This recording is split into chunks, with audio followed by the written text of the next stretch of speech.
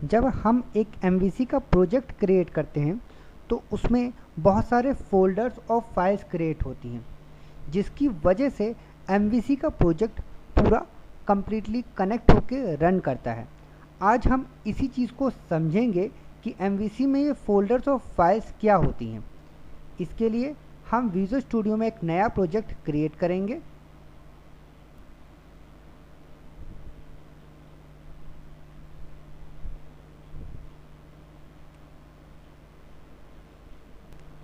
File पे जाके एक नया प्रोजेक्ट क्रिएट करेंगे।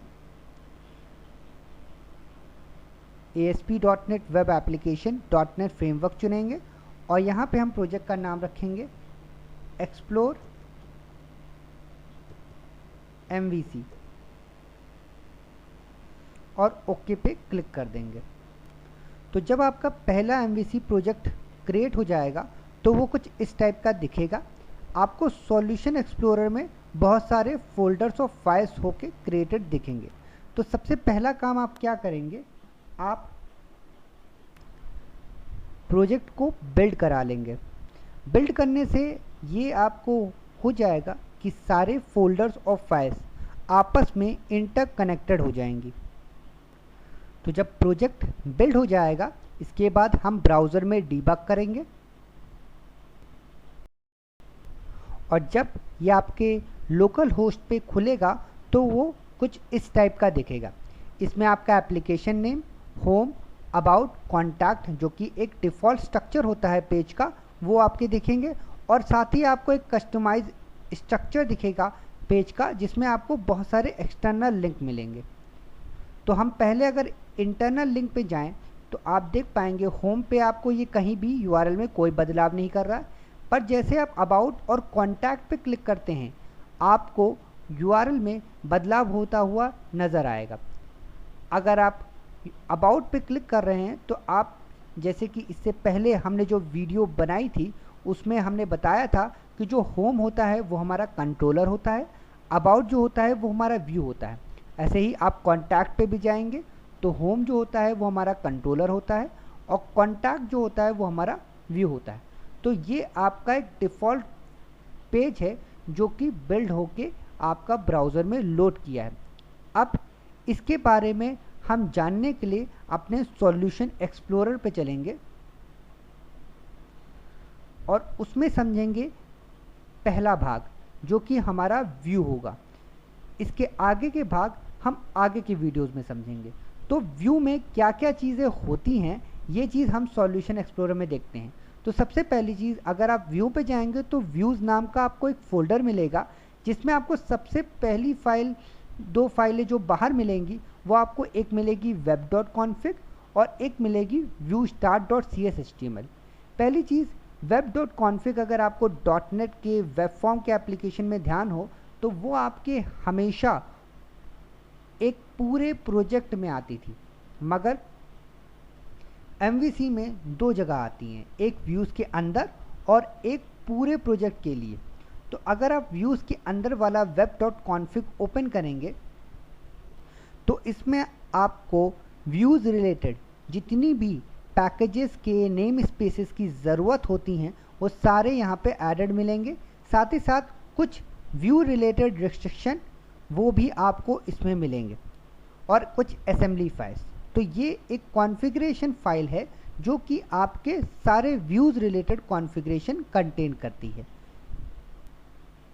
फिर इसके बाद आता है आपका _viewstart.cshtml। ये आपका एक स्टार्टअप पेज होता है जो कि व्यू में सबसे पहले लोड होता है। इस पेज का काम ये होता है कि जो आपका डिफ़ॉल्ट व्यू है उसको हर पेज में इंटीग्रेट करना। तो अगर आप यहाँ पे डिफ़ॉल्ट व्यू देख पा रहे होंगे तो _layout.cshtml जो फाइल है वो आपका एक डिफ़ॉल्ट व्यू है जो कि हर पेज में लोड होगा। तो अगर _layout.cshtml फाइल को समझना है तो आप ध्यान रखें, जब आप एक ASP.NET का वेब फॉर्म वाला प्रोजेक्ट बनाते थे तो आप उसमें मास्टर पेज आपने सुना होगा, जो कि सारी मेन चीज़ें जो कि कॉमन होती थी हर पेज में वो कंटेन करता था।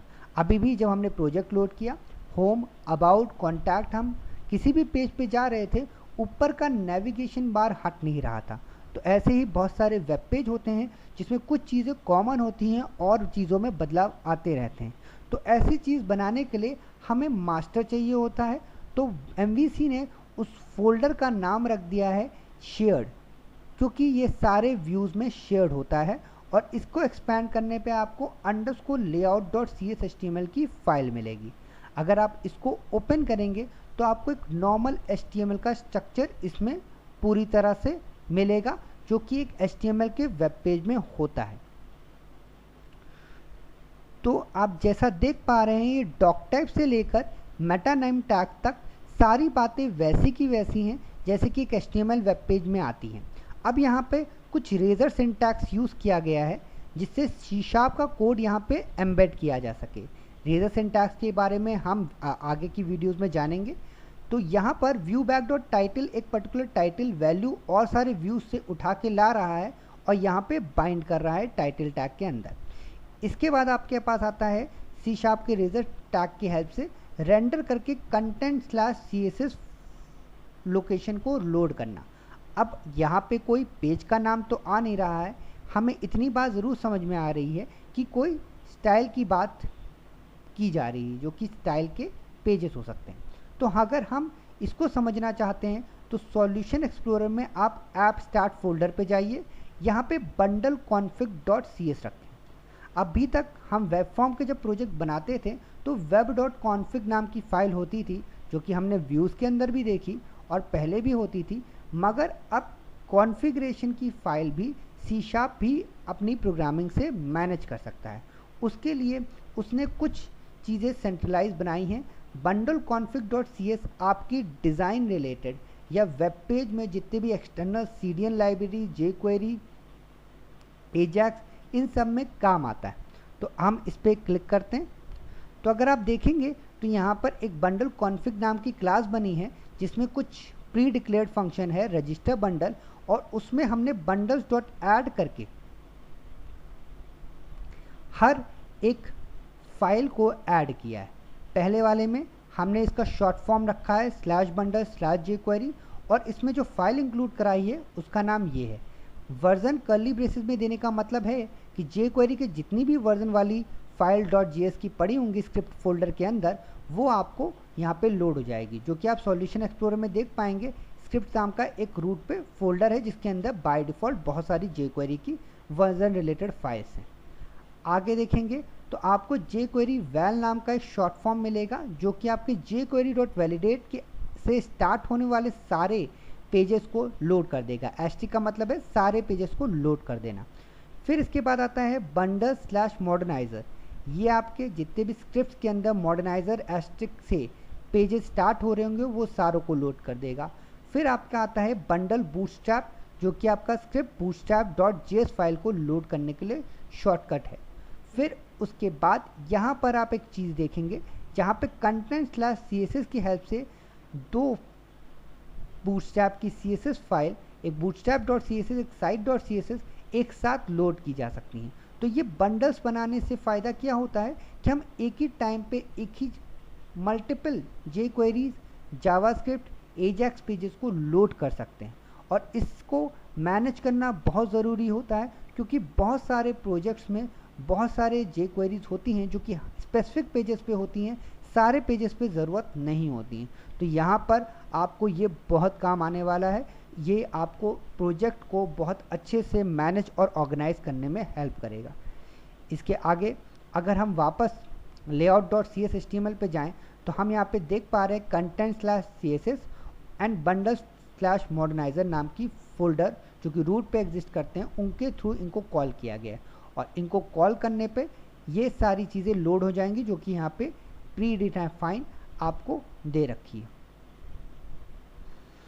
अब styles.render का मतलब ये होता है कि जब भी आपके CSS के जितने पेजेस लोड होंगे या आपके बंडल्स मॉडर्नाइजर में जितने भी JS के पेजेस लोड होंगे वो रेंडर होंगे। रेंडर होने का मतलब ये है कि आपके एक तरह से अगर कोडिंग होगी, प्रोग्रामिंग होगी जावास्क्रिप्ट में, तो वो कंपाइल एक तरह से इंटरप्रेटर की हेल्प से और ब्राउज़र में कनेक्ट होगी, और CSS में वो रेंडर होकर इसमें अटैच होगी फाइल में, ताकि उसकी क्लास फाइल की हेल्प से बूटस्ट्रैप के सारे क्लासेस वर्क कर पाएँ।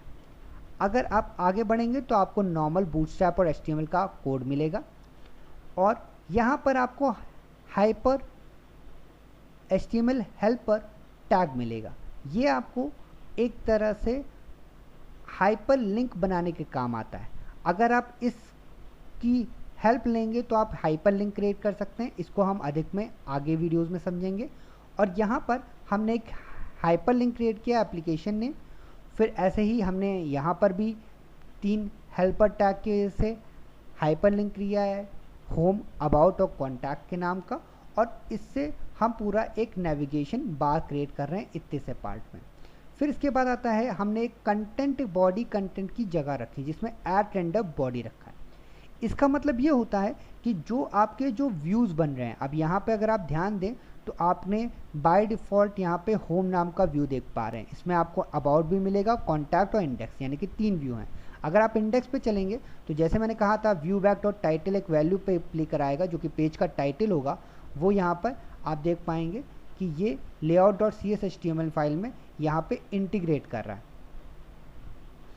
ऐसे ही पूरा और पूरा HTML का बॉडी कंटेंट यहाँ पे आपको बूटस्ट्रैप का मिलेगा, जो कि ऐड रेंडर बॉडी की हेल्प से वहाँ पर अटैच हो जाता है। तो जो भी आपका HTML कंटेंट होगा जो कि आपके index.CSS/HTML में या about CSS/HTML में या contact CSS/HTML में बनेगा, वो सारा यहाँ पे इंटीग्रेट होगा।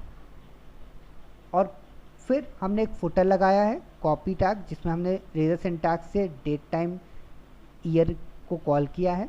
फिर हमने रेंडर स्क्रिप्ट किया है बंडल jQuery और बंडल बूटस्ट्रैप। इसको अंत में लगाने का ये रीज़न है कि इससे आपका पेज जल्दी ही पूरी तरह से लोड हो चुका होगा, और फिर jQuery और बूटस्ट्रैप की जितनी एक्स्ट्रा फाइलें हैं जो कि हैवी हो सकती हैं वो सारी लोड करेगा। इसमें आपका बेनिफिट यही रहता है कि पेज आपका लोड हो जाता है, उसके बाद ये आपकी jQuery बूटस्ट्रैप कनेक्ट होती हैं, जिससे आपकी पेज की एफिशिएंसी बनी रहती है। अगर ये पहले कर देते तो पेज कहीं ना कहीं स्लो हो जाता। फिर यहाँ पे आता है ऐड रेंडर सेक्शन, जिसमें स्क्रिप्ट्स को रिक्वायर्ड फॉल्स रखा गया है। इससे क्या होगा कि आपकी जो स्क्रिप्ट्स होंगी उनके लिए रेंडर करना ज़रूरी नहीं है, जो कि एंड में कनेक्ट की गई हैं। इससे जब वो ज़रूरत होगी तभी वो रेंडर होगी, अगर ज़रूरत नहीं होगी तो रेंडर नहीं होंगी। तो ये आपका था अंडरस्कोर लेआउट डॉट CSS/HTML। इसके अलावा आप शेयर्ड में देख पाएंगे एरर डॉट CSS/HTML नाम की फाइल है, जो कि एक डिफ़ॉल्ट एरर पेज का स्ट्रक्चर कंटेन करती है। और ये सिर्फ एक नॉर्मल एरर पेज की तरह, जब भी कोई एरर आएगा तो उस पर आप ये सेटअप कर सकते हैं ये पेज को, तो उस पेज पे ये इस पर रिडायरेक्ट कर देगा, जिससे आपके यूज़र को एक यूज़र फ्रेंडली मैसेज मिलेगा कि हाँ एरर आई है और ये एरर अकर्ड हुई है, जिसको अब ये रिक्वेस्ट को प्रोसेस कर रहा है। इसके अलावा आप about.CSS/HTML में जाएंगे या contact.CSS/HTML में जाएंगे तो आपको हर जगह व्यूज़ के रेजर सिंटैक्स मिलेंगे, और साथ में एक HTML कोड मिलेगा जो कि ऐड रेंडर बॉडी कंटेंट में प्लेस होगा। तो ये था डिफ़ॉल्ट जो कि folder of files views folder की बन जाती हैं, उनके बारे में पूरा डिटेल एक्सप्लेनेशन। अगर आपको ये वीडियो पसंद आई हो तो हमारी वीडियो को लाइक करें, साथ ही साथ हमारे चैनल इजी टू एक्सप्लोर इनको सब्सक्राइब करें और हमारे बेल आइकन पे प्रेस करें। धन्यवाद।